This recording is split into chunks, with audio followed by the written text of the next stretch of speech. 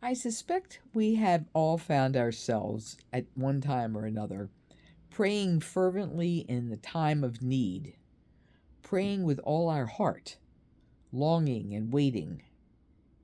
Sometimes it seems that after all our prayers, there's nothing but silence. How many times in our lives have we given up on asking for what we need and decided that God must have just said no and sent us on our way? How many times have we felt a type of barrenness or impotence in our lives, like the couples in the readings today? If we believe that each one of us was born to fulfill a purpose much grander than we ever imagined, then the difficulties and challenges of our lives take on a whole new meaning.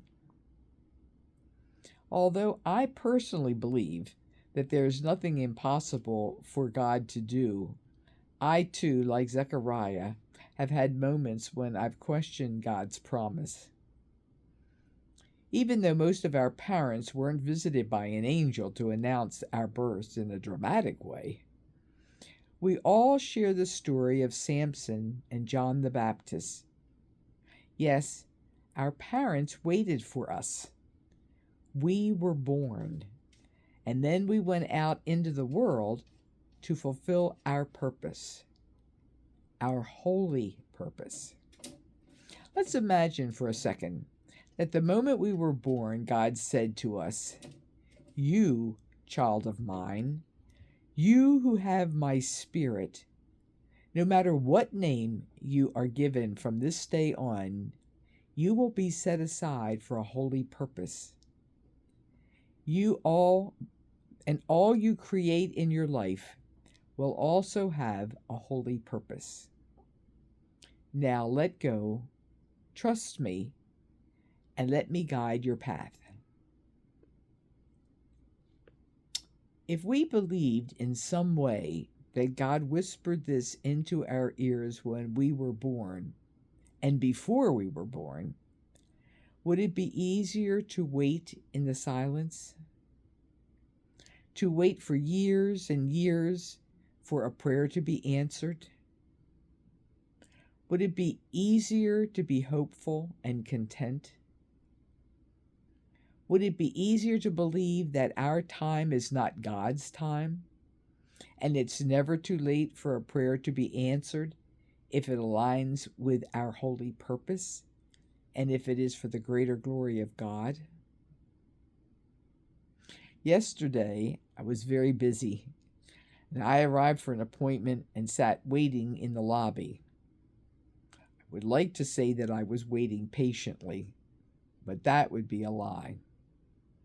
Just as I was about to start complaining, I remembered something I had read last month about the practice of mindfulness.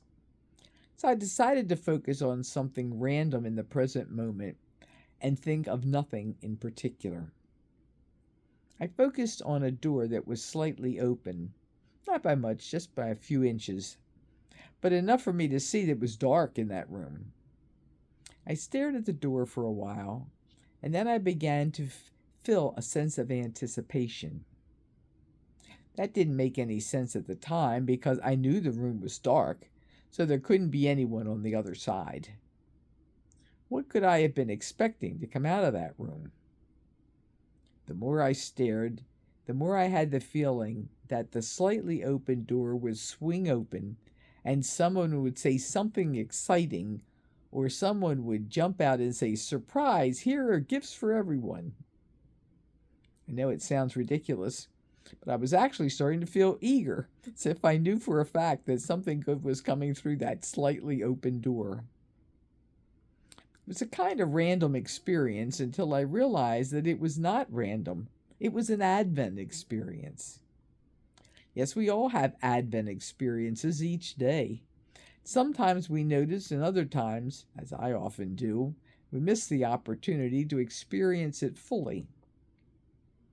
During this Advent season, this time of waiting and longing for the birth of something wonderful in our lives, whatever that might be for us, let's spend time preparing our hearts and renewing our spirits.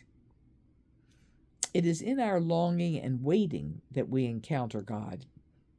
It's in our emptiness that we could remember God's whispers at the time of our birth.